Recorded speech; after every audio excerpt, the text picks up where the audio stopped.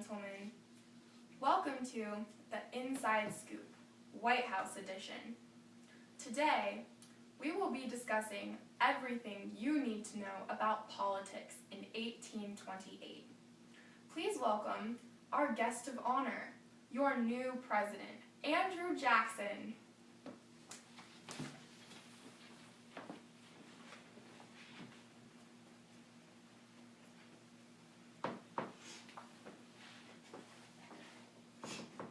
We are so honored to have you joining us today. I am honored to be here. A little birdie told me that in this nasty election, the popular vote nearly tripled from the last election in 1824. Yes, in fact, 57.5% of eligible voters actually voted in this election. How did you target audiences in your campaign? If not for Senator Van Buren of New York, the prime architect of my campaign, I would not have been favored by the South. This favoritism occurred because of Van Buren's ally with many in the South due to a consensual fear of the federal government shaping the nation's economy.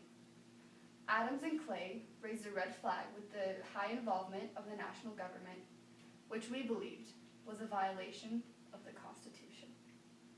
Slaveholders in the South were also terrified of the thought of the national government interfering with slavery. Speaking of the South, do you value slaves as important to the economy today? Unlike my opposer, John Quincy Adams, I believe that slaves are a necessity to our economy and manufacturing of cotton.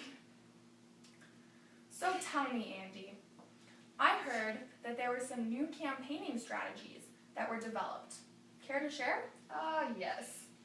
Both my competitor Adams and I organized new election materials such as buttons, posters, mugs, and slogans to get our message across. Mr. Jackson, in your opinion, where should the powers lie in a well-run government? Well, as a representative of the Democratic Party, we believe that the state should have a majority of the power and the federal government should have a limited role, especially in economic affairs, as opposed to former President Adams, who supported a strong national government. Interesting. And what are your views on your opponents, John Quincy Adams and Henry Clay? Although during his presidency in the past 4 years, Adams managed to pay off much of the country's national debt and build roadways and canals to help with westward expansion, he unfairly taxed different regions, protecting the North over the South. He is cold and elitist with unchristian Unitarian beliefs and remains the core of the Whig Party, first known as the National Republicans, who opposed my campaign. What kind of a president would bathe naked in the Potomac River?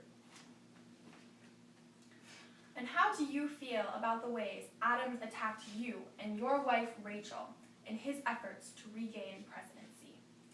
Adams not only attacked my bad temper, declared my brawls and duels unpresidential, and stated that I exceeded authority when attacking Indians, but also personally attacked my marriage with my wife because there was no official divorce between her and her spouse before our marriage, causing her severe emotional distress.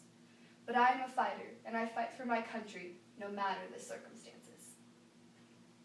Well, there you have it, folks. Let's recap. In the nasty election between Jackson and Adams, your very own president, Andrew Jackson, came out on top, beating former President John Quincy Adams. Almost 60% of all eligible voters cast votes in this election. The prime architect of Jackson's campaign, Martin Van Buren, who allied with the South, procuring their votes for Jackson. The people of the South were terrified of the national government interfering with slavery, which they heavily relied on. Adams was highly involved in the Whig Party, who were first known as the National Republicans and opposed Jackson's campaign. During the campaign, each runner criticized the other, and Adams attacked Jackson's bad temper, brawls and duels, his exceeded authority when attacking Indians, and his marriage and wife. Thank you, Andrew Jackson, for giving us the inside scoop. I'm glad to have given you the inside scoop. Until next time, when we will be joined by John Quincy Adams to get his perspective on the election. Have a good night, folks.